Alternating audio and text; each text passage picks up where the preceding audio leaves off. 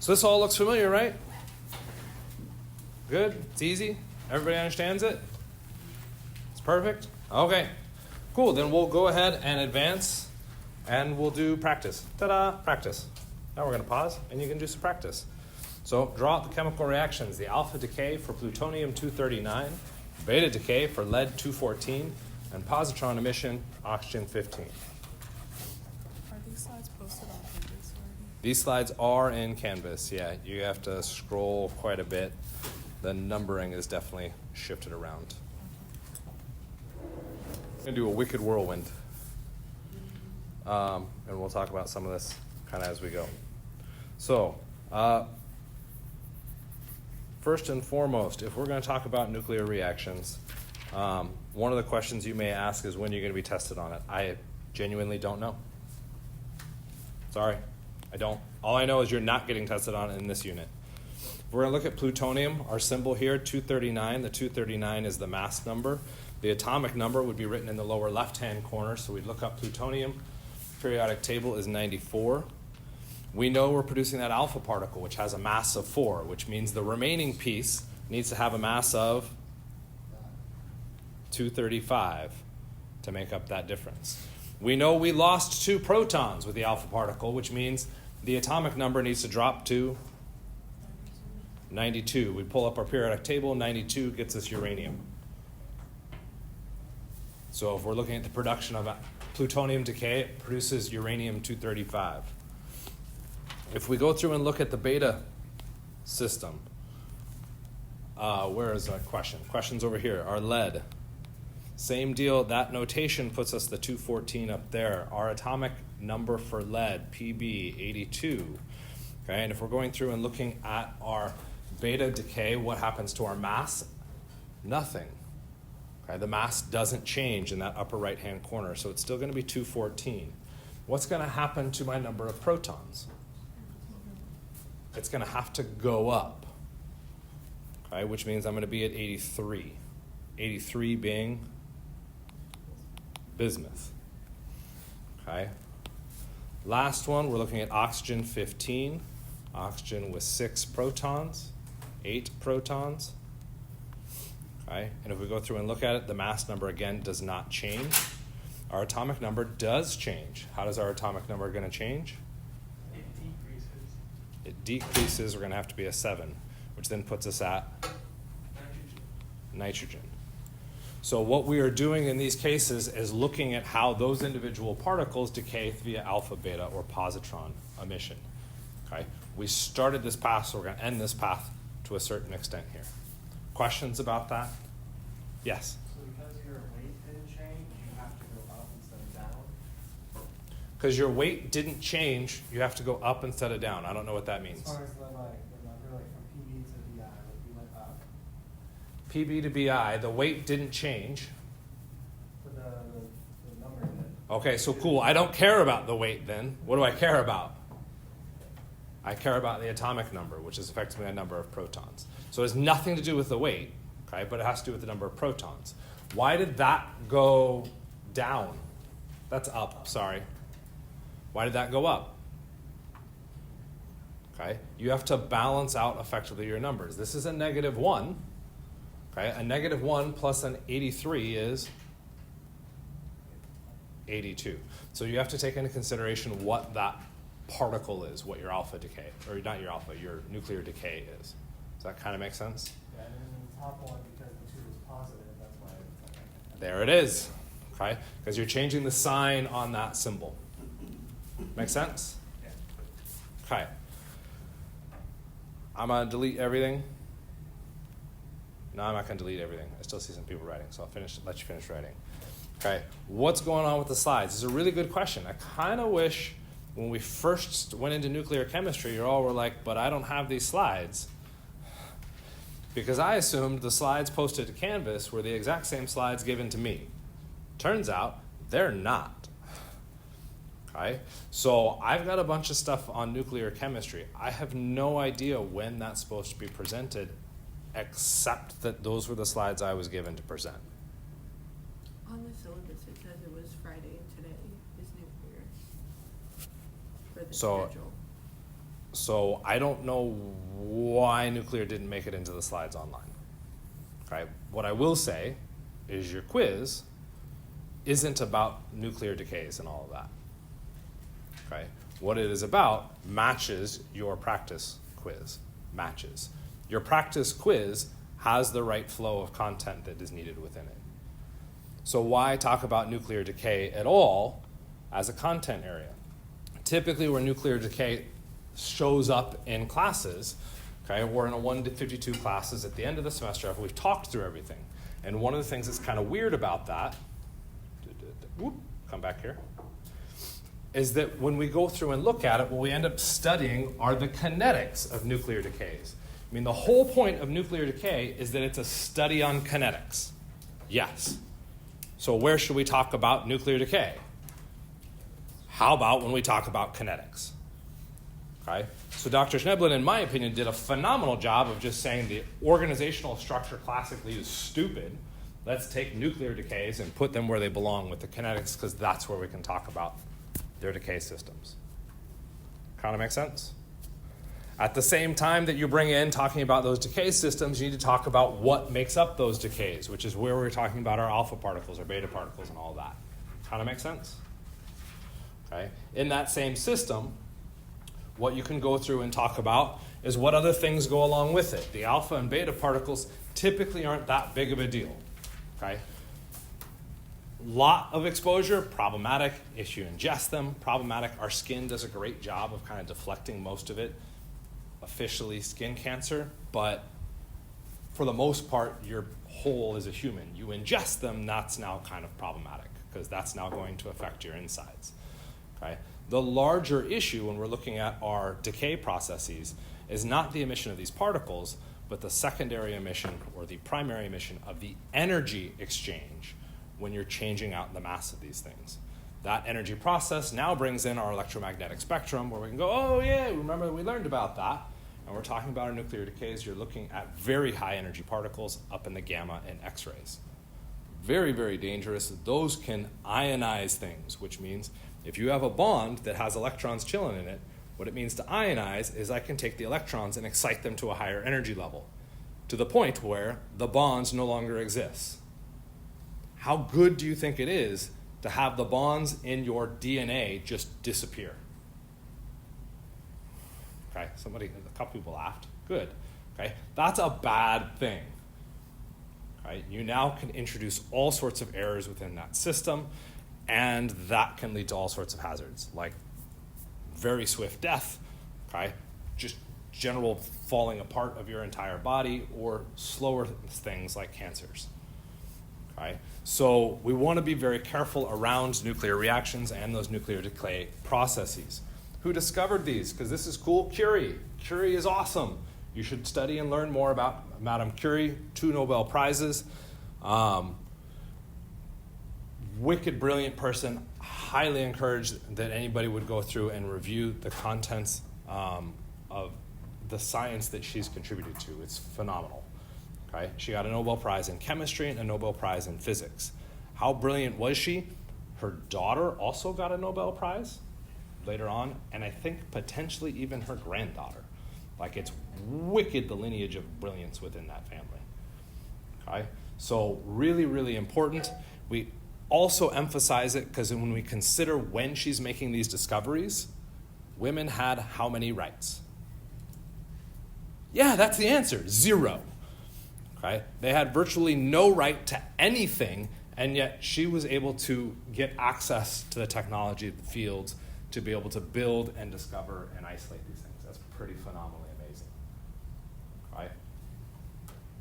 So, kinetics, this is a review one, so let's slow down a little bit and let's look at some review. How would we go through and determine the rate law and rate constant for what's shown on the screen?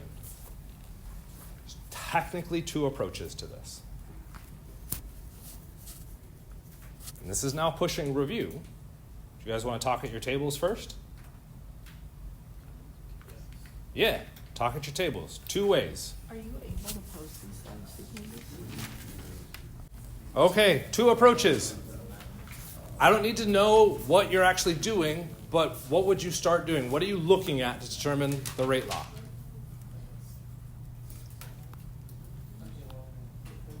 Okay. If we're asked for rate law, what's the first thing you should immediately be writing? Not rate law, but close. Rate equals K, concentration of our reactants.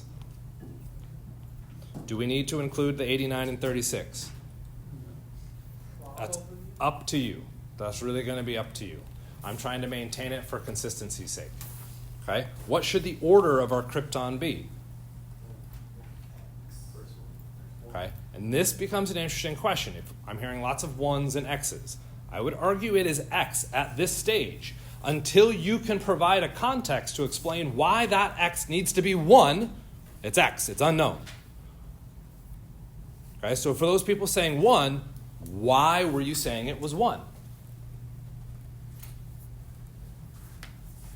could be wrong, but the way I'm like thinking about it, I'm trying to think of it in like a simple way. But as the rate goes up by 5, you want to make sure, or as the molarity goes up by 5, you want to make sure the rate goes up by 5. And if it's the same, it would be a first order. That's what I'm getting from everything. That's correct so far? Okay, and so I did the 0.5 or 0.05 divided by 0.01, and I got 0.2, and then I did the bottom rate, the second rate by the first rate, and I got 0.2 as well, so 0.2 equals 0.2. I'm not even going to write that. The 1.83 times 10 to the minus 4 divided by 3.66, you got? I did You did the other way? Yeah. A little tough. I think it's pretty sure it's going to come out to be 5. And if we do the concentrations, we're going to get 5. So what must x be for 5 to equal 5 to the x? 1. That's how we know it. So what we've done is created that comparison. That's absolutely right, perfectly legitimately valid. That's looking at the data. Experimental data gets us our orders. 100% true. There's another way to get our orders. Just ask the waiter.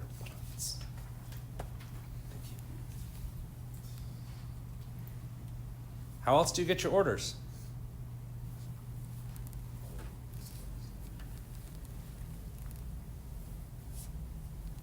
Is it like if it's alpha, beta, or positron?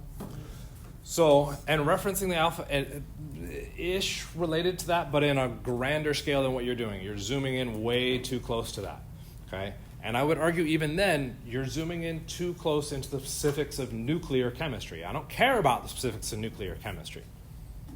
Any equation, any rate law can be determined 2 ways. Experimental data and It's an elementary step. elementary mechanistic step. Okay? Do we know this is a mechanistic step? No, there isn't any clear statement behind this being this is an elementary mechanistic step. So we don't have that context necessarily. But now, bring in what you know about nuclear chemistry. For this reaction to happen, what is happening? Neutrons breaking apart into a proton and electron. Your nucleus just goes. It's not hitting anything else. Nuclear chemistry is about the nucleus just falling apart. That is a single particle falling apart. So while we aren't explicitly stating this in an elementary mechanistic step, because we know it's nuclear chemistry, we know it's a mechanistic step. Does that make sense? Okay. This is good review because this does tie back to how we determine rate laws, which is a huge part of your quiz. You can determine it from experimental data, and you can determine it from your mechanistic steps. Okay? We good with that? How do we solve for K?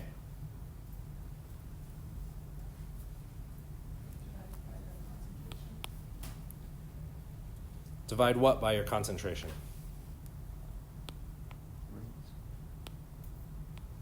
Our rate. So once we've determined that our order is first order, we can now solve for the rate constant by saying rate over our concentration of our krypton again to the first order. Did I do that algebra right? Yeah, right? Yeah. Okay, and now we'd get our K value. Does that make sense? So what concentration are you using when determining K in this regard? Any one you want, so long as the rate you are using matches the concentration. So you can use 0.01 for your concentration of krypton. Right. But if you use 0.01, you cannot use 1.83 times 10 to the minus 4 for your rate, because that's not tied to the same experiment. So when we're going through and solving the rate constant, your rate and your concentration must come from the same single experiment. So I could use any three of these if I wanted to. Yes. And what would the answer be for each and every one of those three? The same thing, because it's called a rate constant. It doesn't matter which experimental data you use. It's a constant. Your value should be the same or darn close to it. Why is it not perfectly the same? It's experimental. Experimental evidence, those are measurements that we're taking, and there's error within those measurements. That error can manifest and show us in slightly different rate constants. Make sense?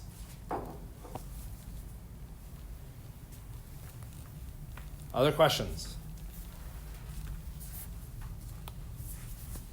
Okay. Oh, right as I deleted everything. We're only able to use that expression of the rate over that because it's the first order, right? Otherwise we'd have to use the other when we calculated last time?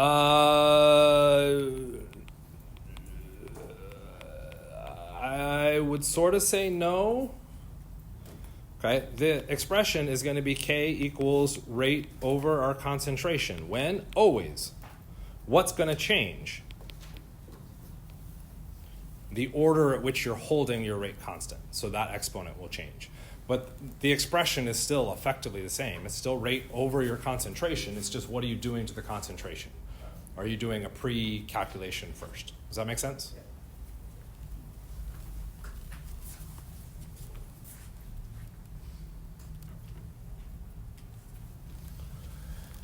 Kinetics of our nuclear reactions.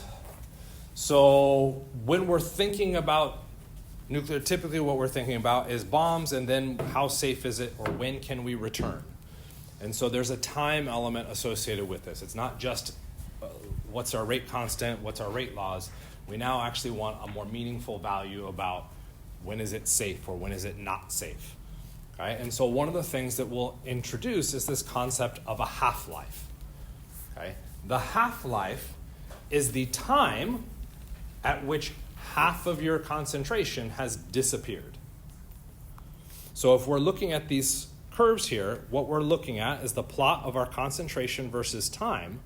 And if I start up there, half of my concentration is just half of that graph, right? That's about half. And for the blue isotope, that half-life I would track down here is my half-life. And since we don't have units down there, we wouldn't specify it. Well, what's the half-life for the green one? It's the same deal. It's still the concentration. I go to the exact same data point, except now I go to the green line and I look at its half-life. So the green one has what kind of a half-life? A longer half-life. Right? So when we go through and discuss these kind of things, we can now go through and recalculate or reconfigure some of our calculations to solve for half-lives, so that we can report out that carbon-14 has a half-life of 4,000, or I can't read numbers, 5,730 years. Okay? That's just a number that we could share with people. It's a piece of information. And that piece of information is easier than saying the rate constant was some value or the rate was some value. It gives a little bit more meaning for us to grab a hold of. Kind of makes sense?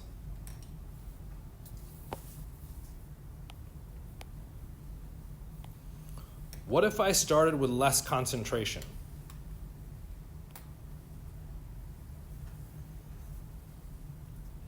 Okay. What is that going to do to my half-life? You should go from half, same half. So I go to half, and if we went to that, is that a different half-life?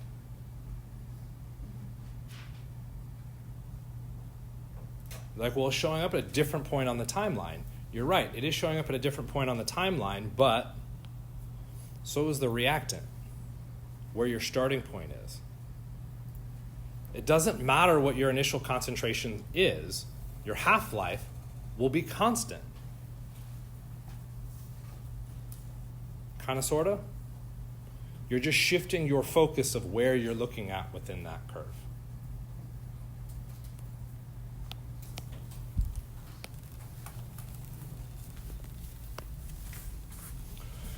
Which isotope has a longer half-life? Green or blue? Which one reacts at a faster rate? Okay, blue, we should see the steepness of that line be real steep for it to be a faster rate. Longer half-life, we're going to that halfway point, going across and saying, where does it match out? Kind of make sense? Okay. We can talk about nuclear fission. Uranium-235 reacts with a free neutron. This is technically fission because instead of now actually having your nucleus fall apart, we're actually shoving more things into it. We put a neutron into our uranium-235 and it becomes bigger. It becomes uranium-236. Okay? Why would we do this? Well, if it gets bigger, what potentially happens? The ratio of our nucleus, or our neutrons to protons changes, and we start to shift out of the band of stability. And if we shift out of the band of stability, what does the nucleus do? It explodes apart to become a more stable nuclide. What happens is it produces a couple different nuclei and, interestingly, 3 neutrons. And if we're in a situation where we've got lots of uranium floating around, each of these 3 neutrons can hit another uranium nuclei, which creates another super unstable nuclei, which then creates 3 more. What does that mean eventually happens? It's exponential growth. Exponential growth. Okay? Which exponential growth is kind of cool if maybe you could control it. This isn't a controlled system we're talking about here. Typically what we're talking about here is the bomb. Okay? What we're doing is taking samples of uranium, and as long as their concentration is low enough, we don't get a massive release of energy. But as soon as we up the concentration of uranium enough, it now becomes self-sustaining, and it will continue to react and very, very quickly cause an explosion. At its simplest level, what was the atom bomb? It was 2 samples of uranium away from each other. They dropped the bomb, and they let it fall a certain distance, and you can learn about that if you really want, and they detonate a small bomb. That small bomb takes those 2 samples of uranium and brings them close to each other. What happens? Exponential growth. That exponential growth now results in a massive release of energy, and that's the actual nuclear detonation. Yes, sir? So it only stops when you run out of uranium, basically? Yeah. Okay. Which is an interesting question. Do we ever really run out? Is that curve ever actually going to 0? Not really. So if we're looking at these timelines, we don't really ever talk about it achieving 0. So then how does it ever stop? For the uranium, the concentration is low enough that you aren't producing enough energy to be a self-sustaining feeding reaction. Those neutrons aren't impacting other uranium nuclei, which means if they don't impact other uranium nuclei, you don't get more explosion. Okay. If we talk about how we use this in a nice way and not in like destructive ways, okay, what we end up doing is boiling water. Okay, which if you've never heard that, and since you had Dr. Schneblin in the past, I would guess you have heard that, our entire energy infrastructure is based off of boiling water. That's all we do. We boil water. Okay? Oh, but we use coal. Yeah, we use coal as a food source to boil water. Oh, we use gasoline to boil water. Okay? We use hydroelectric dams. Slightly different. You're using a turbine to spin the turbine, okay, which generates the power that must then be consumed. If it's not consumed, you have to store it somewhere. You have to store it somewhere so that you can do what? Boil water. Nuclear chemical. Oh, that's crazy. You're using nuclei exploding apart. What are we going to use it for? Boiling water. Okay? And what we end up doing is boiling that water, turning it into steam, and steam with enough energy and heat behind it does what? It expands, it rises, it moves. So you can direct that steam towards a turbine. Okay? And when the steam hits the wheels, it spins the turbine and it generates our electricity. Kind of like a windmill. All we're doing is a really fancy Don Quixote. Yay. And if you don't know that reference, don't worry about it. Okay? That's the whole process. Okay? In a nutshell. We have to control that process because if we don't control it very well, okay, then it can get out of hand and the whole thing explodes. Chernobyl. Okay, so we want to control that system so that it navigates and boils our water when we want it to happen. Okay? I don't know enough about our electronic or our electric grid system, okay, but one of the interesting things that was kind of brought up is we have electricity on demand, which means someone is producing it for us right now. But if they produce too much, where does that electricity go? Typically, it just dissipates into the ground, like we don't have a place to go for it, so it's just wasted. Okay? Ideally, we have batteries. We have a place to store that energy so that we can then shift that load out to a different point. Okay?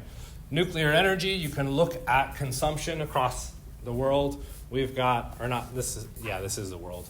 Okay? Looking at how much electricity is generated by nuclear power, you got France way up there at the top. The US is, I thought, way down at the bottom. Yeah, kind of close to the bottom. 20% of our power from nuclear. Okay? Kind of a neat system that it can generate power. We do run into all secondary kind of issues that we tend to stress about, like what happens when we don't do a good job maintaining it. Yeah. So build it really far away and hope for the best. Okay? Pros and cons of nuclear energy, because I'm pretty sure you all don't really necessarily care about this and would probably rather start talking about quiz stuff. Won't make you talk through this. Pros, we get energy really, really efficiently. Cons, explosions. Okay, cool. We're on the same page. Drugs. If we look at drug systems, right, drugs will go through and target different enzymes to get different effects. Okay, so if we look at ibuprofen is targeting cyclooxygenase enzyme, okay, because that enzyme causes inflammation. So if the ibuprofen gets in and messes with that enzyme, we can't get inflammation anymore. And why is that a good thing? Why do we have a headache? Brain inflammation. So if you can reduce that inflammation, you can remove some of those internal pressures. Okay? Why is this also important? Well, this comes back to kinetics, okay? And what we could then push to pharmacokinetics. Because when you ingest the drug, your bloodstream now has a high concentration of that drug. So it's going to be active and do things. But then eventually, what's going to happen to the drug? It decomposes. It falls apart. Okay? If you wait for it to get all the way back to the baseline and then spike again, you're going to get these sections of time where there is no drug in the bloodstream. And if there's no drug in the bloodstream, you end up suffering from whatever the drug was supposed to be curing you from. So what we do is run tests and say, well, how often should you take the drug? Why are they mentioning that? Well, we want to ensure that the bloodstream concentration stays relatively constant. Why do we not take it more than that? Here they're taking it every, 24 hours. What happens if we took it every 12 hours? So we get our spike. There's 12. Now what? Spike. There's 12. Spike. There's 12. Spike. There's 12. You start to notice that what happens? You're now getting a very large concentration of the drug in the bloodstream. That's now going to increase the likelihood of all the nasty side effects. So when we're considering drug kinetics, what we're trying to do is maintain a certain level of concentration that gives us the effect we want, but minimizes the risk of side effects. And what we're hoping is our pharmacists and our maybe just clinical pharmacists and clinical chemists have tested these kinetics to know when you should be taking the drugs and how frequently, so that you maintain kind of an optimal, safe level of blood concentration. Please say that's a screensaver. Yeah. Okay. It's like, otherwise your computer's going nuts. Okay. You could go through and look at opioids, doing something similar. We're talking about plasma concentrations. Okay. Which opioid do you think corresponds to each curve? So how would we figure it out? Say again? The slower one's the tall one. I don't know what that means.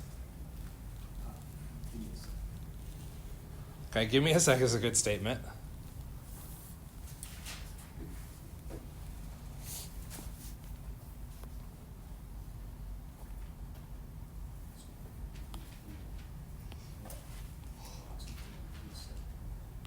So what do you think our half-life is for the blue one? Okay, we go here, dotted across.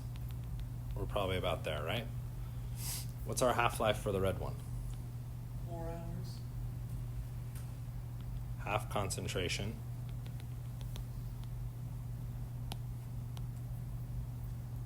What's our half-life for the green one? 6 hours. Half concentration.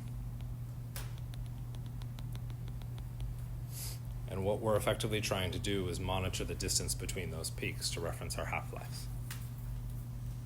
Kind of, sort of?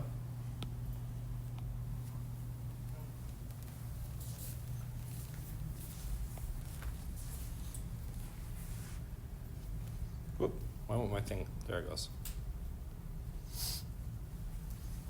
Okay. You could go through and look at OxyContin and look at the history behind this, which is fun. I'm just going to go ahead and read off the information she's got listed up here. Purdue said that Oxy did not show the same peaks and valleys. The peaks and valleys we're talking about is the bloodstream absorption and then decay, bloodstream absorption and then decay. Okay, and that was very misleading. Not only the way they misled the public, but other problems. But this one was pretty blatant. We should always look closely at the data and graphs, and Purdue Pharma used misleading graphs to convince people that OxyContin was less addictive. Not true. That was false. Okay. They also cited a short letter to the editor, not peer-reviewed, but only in a hospital setting, as evidence that it wasn't addictive. Okay. Later studies found that high rates of addicted people found high rates of addiction in people that were convinced by citing a medical journal. Okay. As a scientist, so this is now Dr. Schneblin's wording, it enrages me that people use their scientific knowledge to manipulate information and intentionally mislead people. This can cause real harm. Okay, so what we're trying to do is not to make money. So I would argue it's not scientists. I would step a little bit away. It's not ultimately scientists that are making the bad decisions here. It's marketing. It's trying to make money that now causes scientists to make bad decisions. We spent all this time creating this drug so that it would cure people, but it's not doing what we want to do. How can we repackage and spin this data so that we can get paid for all the work that we just did? Instead of saying, whoops, we screwed up, let's try again. Right? So to me, it's not scientists, it's marketers.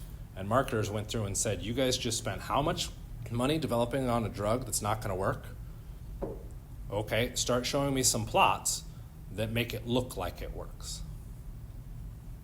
All right, so you've got to play with two different dynamics in that, and I don't envy anybody that has to deal with those systems. All right, so if we look at our plots that they've generated here, what she's highlighting is that they changed the scale to make the data look different. Graphs can show pretty much anything you want as long as you play with the scales. Okay? So you got to be real careful to change that data so that it actually presents information in a way that is actually analytically useful and correct. Okay? If we go through and look at another version of that peak trough system that we're talking about, if we ingest and then wait, that's our half-life. We want to ingest again to kind of maintain that blood concentration. That's again what this is trying to, or another version of what that previous slide was trying to look at. Kind of, sort of. We run it all together, and now ultimately what we're going back to is now review. Right?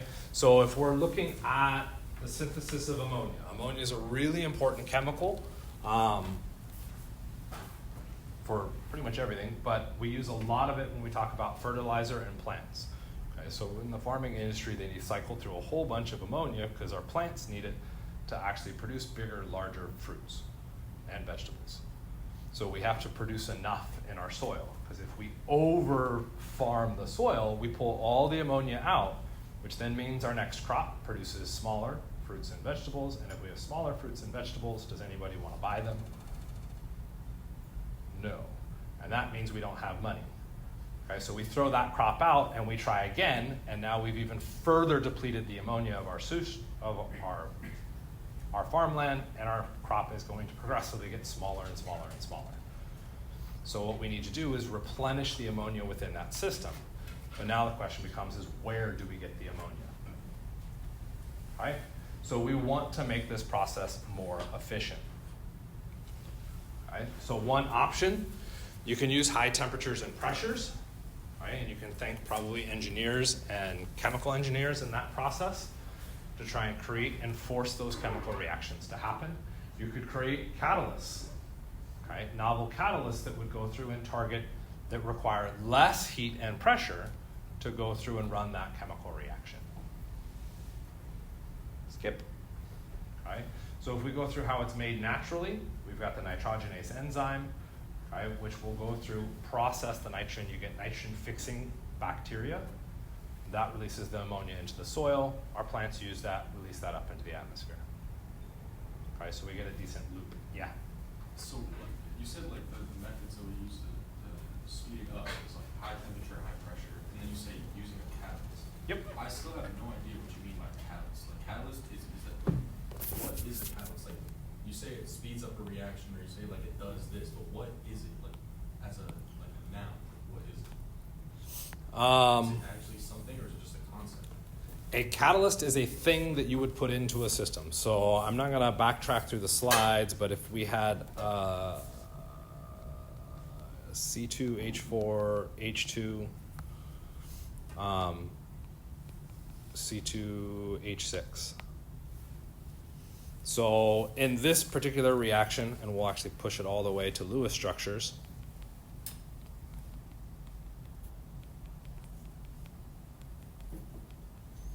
what we're trying to do is replace that carbon double bond, or convert it into a carbon-carbon single bond, and at the same time put more hydrogens on the structure. This is all we need. We just need that starting carbon and hydrogen, gas. We put them together and we should get this product. the rate of that reaction is incredibly slow. Okay, incredibly slow. So if we looked at an energy diagram for this, we're looking at something on the order of probably something like this. That's our activation energy for that reaction. That's what dictates our rate. Our rate is dictated between the reactant and the transition state. That's our rate of our reaction. So in this particular case, that reaction, even though thermodynamically favorable, ain't going to happen. Okay? That's not a useful chemical reaction to run for us. It's as it's set up is not a useful chemical reaction. So what could we do? We would add a catalyst. Okay? What the catalyst goes through and does, and in this particular case, typically what we would add is platinum metal. What platinum metal does, instead of looking at those two structures as free-wheeling materials floating off on their own, the platinum metal acts as a surface, a solid substrate on which those materials can now interact. Once they're now interacting on that surface, they're in the proper alignment that we can exchange those bonds efficiently. So the catalyst acts as hands to force the chemical reaction. How does that change our energy diagram? Well, we still have the same reactant. We still have the same product. If the catalyst is speeding the chemical reaction along, what has to have happened?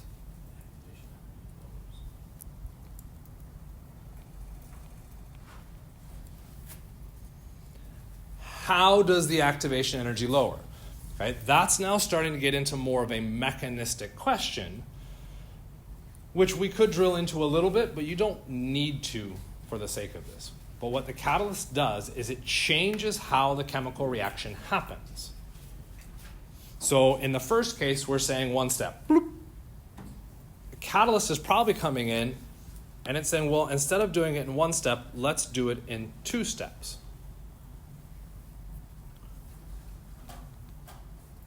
I only care about that first step. How do I know I have 2 steps? There's 2 bumps.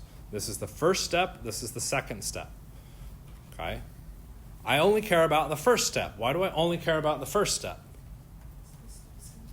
Say again? How do I know it's the slow step? It has a higher activation energy.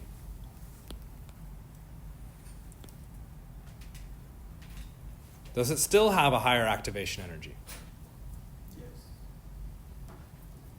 Is anybody looking at that and going, well, I don't know, Mike?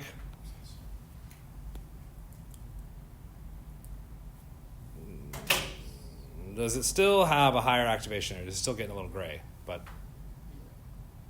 okay, that's what I want to see. I wanted some heads to be like, no, now the activation energy is different, okay? Because what I've noticed is people aren't nailing down where the activation energy is. The activation energy is between your reactant and the transition state for that reaction. For that first step, there's our transition state, there's the reactant. I, of course, overshot it a little bit. For the second step, there's our transition state, where's the reactant? As a hint, it is to the left, but it's not R.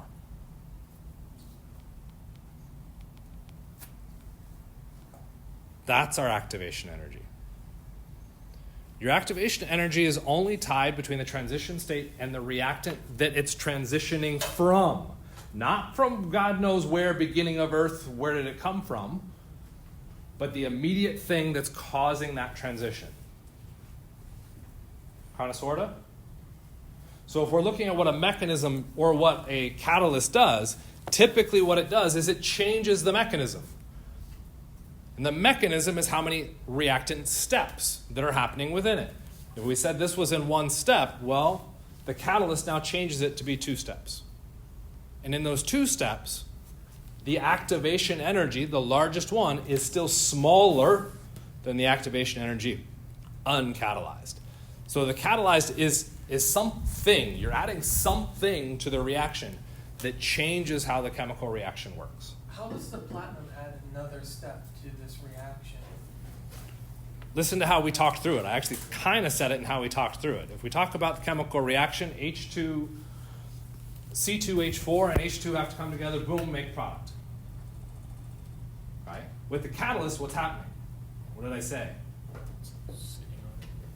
The C2H4 had to bond to the metal surface. Chemical reaction. The H2 had to bond to the platinum surface. That's another chemical reaction. Those are mechanistic steps. Now that those mechanistic steps have happened, the two reagents can now talk to each other to run the chemical reaction. Third mechanistic step. So each of those sharing and unsharings of electrons can be an individual mechanistic step.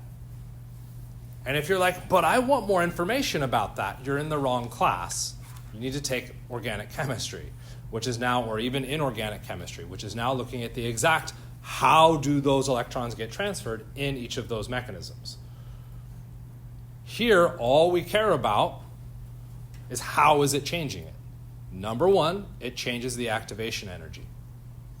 Okay? That's critical. You need to know that. How does it change the activation energy? I think is in your ability to answer. How does it change it? It changes the mechanism. How does it change the mechanism? Beyond the scope of the class. Don't worry about that. And if you want to get into the how it changes the mechanism, that's different for every catalyst. Because every catalyst is doing something different. So we can show out long drawn out mechanisms for how an acid catalyzes a reaction. An acid is going to catalyze a reaction differently than the metal is going to catalyze the reaction. Because they're doing different things. If the catalyst speeds up the reaction, and you say it changes the activation energy, wouldn't it always lower the activation energy? It speeds it up. Kind of by definition, because what's the point of a catalyst? Speed up. Yeah. Would we add anything to a chemical reaction to slow it down? I mean, we could theoretically, like, I don't know, how about looking at nuclear bombs? Do we want that to slow down? Yeah, we probably want that to slow down if we're going to get some energy out of it, right? So we could add something else there. Would we want to call that a catalyst? Probably not, because the definition of our catalyst is that it's speeding the chemical reaction. We actually don't want it to speed in that case. We would want it to slow it down. Do we have a term for that? I genuinely don't know. So the extent of catalyst that you want us to know is that it speeds the reaction up and that it lowers the activation energy. It speeds the reaction up by lowering the activation energy. Okay. Yes, And that's it.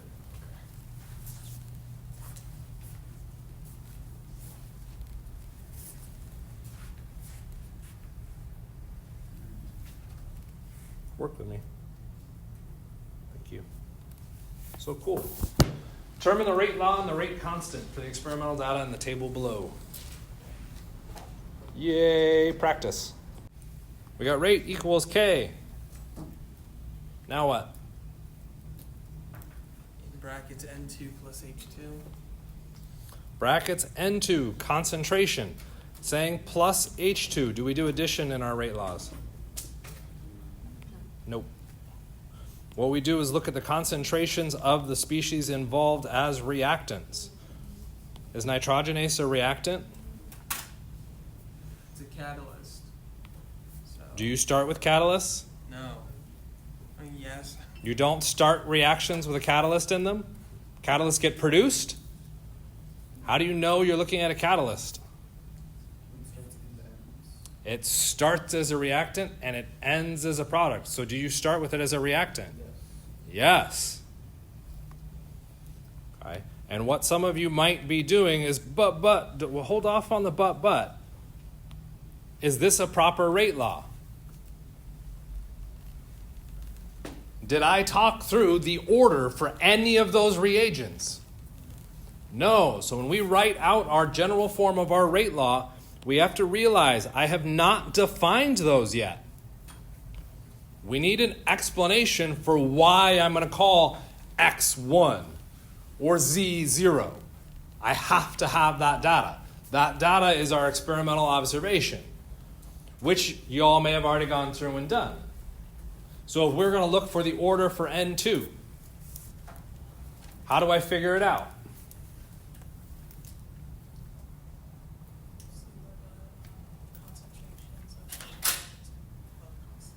Okay, so I want to go through and I want to look for the system where H2 and nitrogenase are held constant so that they would drop from my expression.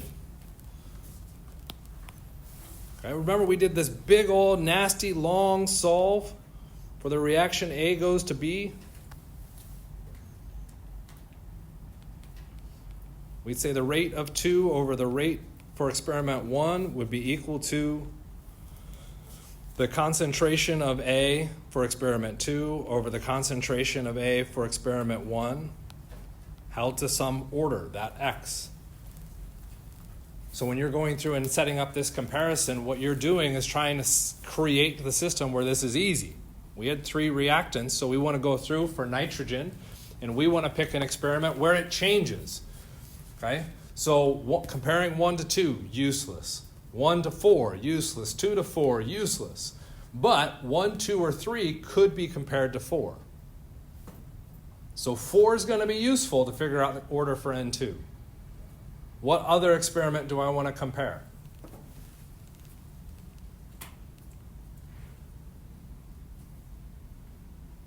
Said another way, let's take a look at experiment 4. Should I compare experiment 3 and 4? My concentration of nitrogen changes, which means when my rate changes, it could be due to, okay, careful wording, it could be due to the change in concentration of N2. What else changed? The catalyst concentration changed, which means when the rate changes, was that due to N2 or was that due to my catalyst? I don't know. That's a horrible comparison. Okay? And if we push all the way, the H2 also changed. So I could be having a system where 1 increases the speed, 1 decreases the speed, and I could see no change. Okay? That's a bad comparison. So I don't want to compare 3 to 4 to figure out nitrogen. So what do I want to compare it to? Well, 1, 2, and 3 all have the same concentration for the nitrogenase, so that's good. So I could do 3 to 2. Does that work? Yeah. Could I do 3 to 1? No, why not? The H2 changes. So if I'm going to look for the concentration of N2, I only want to, I already forgot my summary, 2 and 3. So what happens to the concentration from experiment 2 to experiment 3? What did I do? Say again? It increased. By how much? 3. Factor of 3. 3 times 0.15 gets me 4.5. What happened to my rate? Okay. You're like, I don't know what those numbers are. That's fine. Use your calculator. Take 0.183 divided by 0.061, and you will get 3. Okay. Up to our expression up top, we're saying 3 equals 3 to the x. What must x be? 1. What does that mean? I can fix my expression. It's no longer x, it is now 1. Now what do I do? Do the same thing with the H2. Do the same thing with the nitrogenase. Did anybody go through and do it all? The H2 doesn't make sense. All right, let's take a look at the H2 because you said that doesn't make There's sense. only one that changes, which is 1 and 2, where like the first 2 stay the same, but then the rate stays the same too. Oh. Okay, never mind. I got it. No, you can't do that. So you picked the first 2 when you looked at hydrogen. What happened to the concentration? So 1 and 2, excellent comparison. If we're going to look at the concentration of hydrogen change, nitrogen did not change. The nitrogenase did not change. If I'm looking at that comparison, what happened to my concentration? It doubled. So if I go up to my expression up here, what we're saying is that this is 2 to the x. What happened to my rate? Stayed the same, which means my ratio is 1. That doesn't make sense. 1 can't ever equal 2, except when x is 0. In this case, it wouldn't be x, it would be what I said was y. Sorry. Get too excited about that variable. Okay, so now what do we do?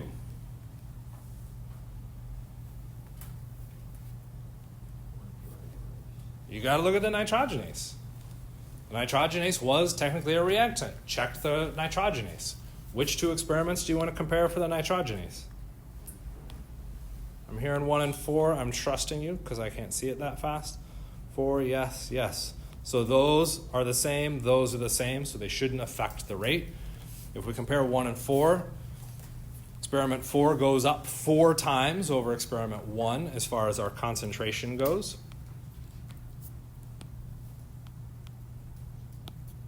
What happened to the rate? It went up by 4 times. What must Z be? 1.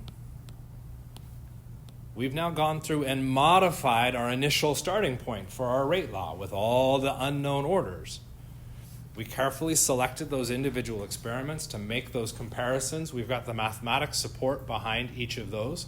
I don't have the space to write all the work, but I can at least show in phases how those are. So after all that data, we're going to erase all that, or most of that. We get the expression rate will equal K times the concentration of N2 times the concentration of our nitrogenase. That's now our rate law. You're using the experimental data to navigate that. Questions? So what does the absence of hydrogen mean in the context of the rate law? What does the absence of hydrogen mean in the context of the rate law? It's an interesting question. Should the reaction progress forward without hydrogen? No. But it doesn't affect the speed of the reaction. It's because it reacts in a faster mechanistic step than... When we're talking about how the reaction happens, looking at the mechanism, the hydrogen interacts at such a fast speed that it's not affecting the overall rate for the reaction. So as long as hydrogen's concentration is non-zero, the reaction's going to occur. And it will occur with a rate that is irrelevant to whatever the concentration of hydrogen is. Okay? Which is a really neat question, because you're like, well, if hydrogen doesn't show up in our rate law, then that means we don't need it. No, we need it in the chemical reaction. It's just not affecting the speed of the chemical reaction. Okay? How long does it take you to get dressed in the morning? Ballpark it. 5 minutes. Awesome. Thank you, sir. How long does it take you to get to campus? 20 minutes. Okay. So does that mean you should not get dressed and come to campus? Because the slowest step of that reaction was the drive here. No, it's still pretty important for you to get dressed. You still have to do that part. It's just not going to affect your overall speed for the reaction. Please, everybody, show up to class dressed. For the love of God. Too many people seem to be getting too excited about that. Would it be wrong for me to include the hydrogen but have it as a 0? Okay. Which is an interesting question. Can you do that? Yeah. Okay. You will find that most people don't. Why not?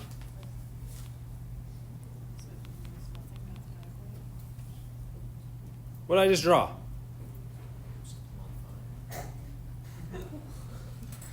Pineapple. Awesome. Okay. So we got a pineapple. Are you going to include a pineapple in your rate law too? Why not? It's unnecessary. Is it necessary to include the hydrogen?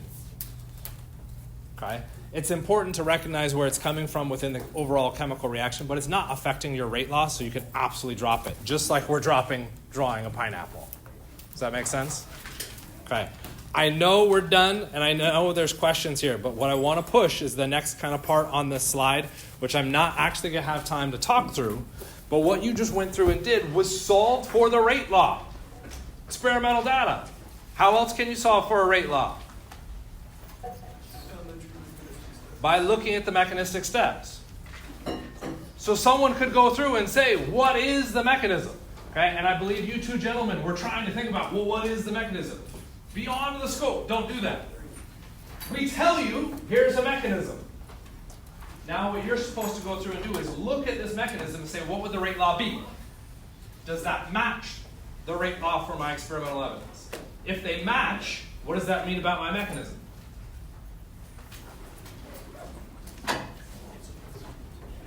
I'm brilliant, and I get a publication. If they don't match, what does that mean? I'm not brilliant, I don't tell anybody about it, and I try again. Until it reaches the point where I can say, I'm brilliant, and get a publication. And then we bury under the rug that we were screwed it up multiple times. Right? You should be able to come up with the rate law for this. You can send me an email if you think you got the rate law for this one. You've got your